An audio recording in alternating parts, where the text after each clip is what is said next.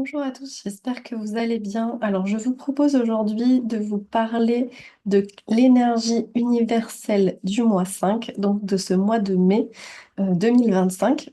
Donc, ce mois de mai, il a la particularité donc d'avoir cette énergie 5 en année 9. Et donc, le 5, c'est la période de mouvement, de liberté, de changement. Donc, on peut avoir une forme de dynamisme dans ce mois ou en tout cas, si c'est pas le cas, il va falloir l'initier, ce mouvement, ce changement, et pour aller finalement vers ce dynamisme.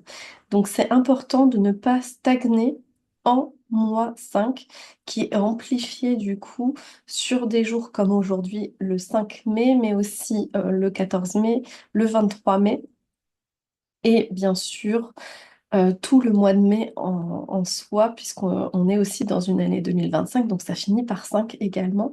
Donc il y a aussi voilà, une énergie de mouvement qui va être très importante dans ce mois de mai. Donc une vibration forte de transformation, de mouvement, de libération et de sentiment de liberté qui doit, euh, en tout cas cette envie de liberté qui doit se manifester pendant ce mois. Donc, comme on est en année 5, on va aussi clôturer des chapitres toujours dans ce mois 5.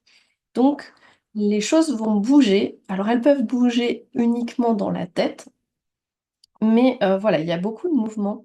Ça nous appelle à changer de regard, changer de façon de voir, s'ouvrir, pourquoi pas être plus curieux, changer de cap, prendre un nouveau virage. Voilà, faire un état des lieux introspectif. Donc ça, c'est plutôt l'année qui nous dit ça, de faire une conclusion des années précédentes et de voir ce qui ne va pas pour le changer, le mettre en place de manière différente, changer de cap, voilà, de direction, ou en tout cas évoluer vers quelque chose qui nous correspond davantage. Donc voilà pour l'énergie générale de ce mois 5, donc un appel à l'action, au dynamisme, euh, au lâcher-prise aussi sur certaines choses. On pouvait être un peu dans le contrôle et là, il faut lâcher, laisser aussi la fluidité de la vie tout simplement agir pour nous. Et donc, elle invite à des changements soudains, à des imprévus, à saisir des opportunités, quelles qu'elles soient, à créer des opportunités aussi.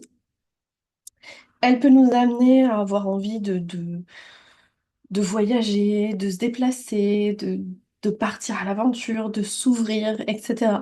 Donc attention, par contre, ça peut être un peu impulsif parfois. Donc voilà, on peut avoir, notamment au niveau des énergies émotionnelles, ça peut être très fort, dans le positif comme dans le négatif. Donc ça peut être un peu fluctuant aussi au niveau des énergies de ce mois parce que c'est un mois qui bouge et donc qui va être peut-être un peu éprouvant aussi.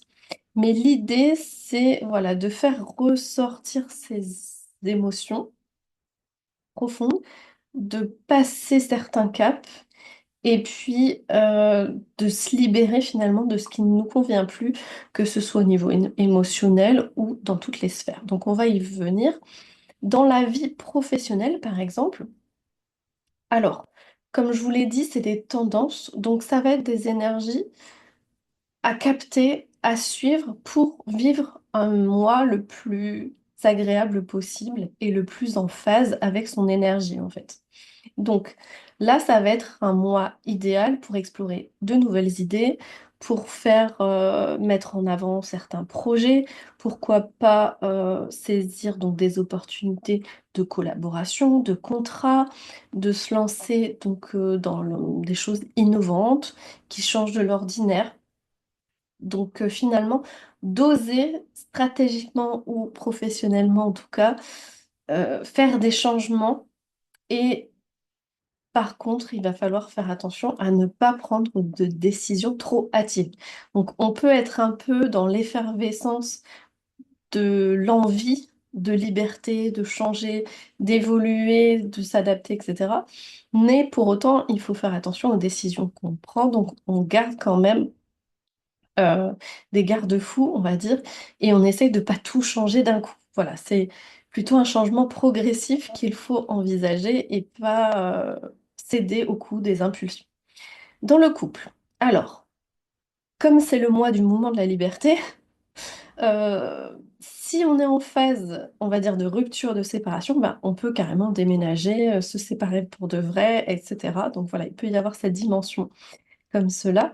Et sinon, au niveau, du couple, si tout se passe bien, on peut quand même avoir envie, de plus d'espace de liberté pour chacun et on peut avoir envie aussi de d'amener une forme de légèreté dans le couple, d'innovation, de curiosité par rapport à l'autre, donc on peut vouloir, amener un peu de piment, en fait, tout simplement dans le couple, donc il faut pas hésiter, voilà, à faire émerger ce genre de relation avec des surprises, voilà, des imprévus, des choses qui pimentent un peu la vie du quotidien. Sortir du quotidien. Pour les célibataires, bah, comme ça peut être le changement, le mouvement, et cetera, on accepte les invitations, on accepte des expériences qu'on n'aurait pas faites, je sais pas, on vous propose d'aller faire telle ou telle chose, ben, vous dites oui, parce que même bref, ça peut vous apporter, des rencontres importantes, voilà, des choses intéressantes au niveau sentimental. Donc l'idée, voilà, ça va être de vivre, l'instant présent, surtout, voilà, au niveau sentimental. Au niveau financier, ben, par rapport au mois d'avril où on a pu être un peu plus carré, là, il va falloir faire attention. Alors aux entrées, ça c'est tant mieux, mais aux sorties surtout, il peut y avoir beaucoup de mouvements. Le mouvement, il fonctionne aussi sur le compte bancaire, donc attention aux dépenses. Alors, évidemment, dépenses imprévues, mais ça, on peut pas les prévoir puisqu'elles sont imprévues. Par contre, attention aux dépenses qui pourraient être liées, aux envies du moment, à l'impulsion et sans être vraiment réfléchies. Donc il va falloir faire attention et rester prudent au niveau financier parce que le mois 5 qui est dynamique, ben, voilà, amène effectivement des bonnes surprises. Donc on peut gagner, une petite somme d'argent, on peut nous rendre une petite somme d'argent, donc ça, c'est bénéfique. Mais il va y avoir les sorties qui vont, exister aussi, donc ça marche dans les 2 sens, donc attention quand même à vos finances. Au niveau développement personnel, spiritualité et cetera, donc bien sûr, ça va être un moment propice pour s'engager dans des choses qu'on n'a pas l'habitude de faire ou qu'on prend pas le temps de faire. Si on a besoin de s'occuper de certains de nos projets, si on a besoin de s'occuper de soi, si on a besoin d'avancer sur certaines choses et que jusqu'à présent on le faisait pas, ben là c'est le moment d'expérimenter, d'essayer, d'oser, de faire des choses qui nous correspondent à nous et de suivre son intuition finalement intérieure et de pas trop se laisser influencer par, par l'entourage ou autre, voilà, vraiment se tourner vers soi et donc au niveau spirituel, on peut aussi faire des soins. Alors c'est le mois de la Vierge Marie, donc moi j'affectionne tout particulièrement Marie, mais au-delà de ça, c'est un mois qui, émotionnellement peut bouger beaucoup et donc faire des soins énergétiques pour faire des mises à jour, pour nous amener à apporter des changements bénéfiques pour nous-mêmes, c'est très, appréciable. Donc voilà, je vous invite, si vous en avez la possibilité, de faire des soins énergétiques par vous-même ou vous faire faire des soins, par vous-même. Donc c'est important, voilà, de prendre soin de soi et pas qu'au niveau corporel, mais aussi au niveau de l'esprit. Donc voilà, vous pouvez aussi, partir à l'aventure, physiquement en allant voyager, en vous baladant, mais aussi partir à l'aventure, intellectuelle en allant, découvrir des œuvres, cinématographiques ou de la lecture ou voilà des livres, qui peuvent vous amener à ouvrir vos horizons vers d'autres choses. Au niveau de la santé, bah, comme on est émotionnellement et aussi au niveau énergie, on va être dans beaucoup de dynamisme, forcément, on peut s'épuiser un petit peu et on peut surchauffer en quelque sorte. Donc il va y avoir, une attention particulière à porter sur sa santé et sur le fait de se ménager quand même. C'est pas parce qu'on doit faire plein de choses qu'on va être dans le mouvement et cetera. qu'il ne faut pas s'écouter et donc attention à la fatigue, aux tensions nerveuses et effectivement aux troubles du sommeil aussi puisque c'est un mois assez énergique.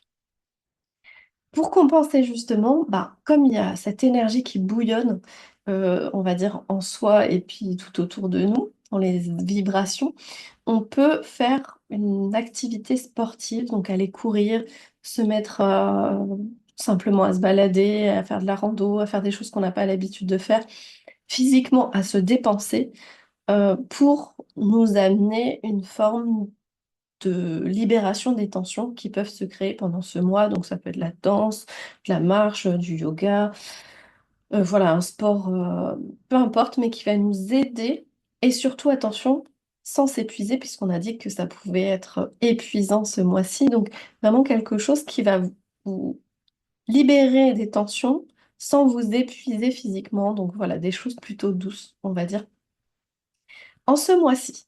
Donc pour résumer, c'est une fenêtre, on va dire, à saisir pour se libérer de ce qui ne nous convient plus, pour, s'ouvrir à de nouvelles choses, pour enclencher le mouvement, le changement, les transitions, saisir les opportunités, oser tout simplement.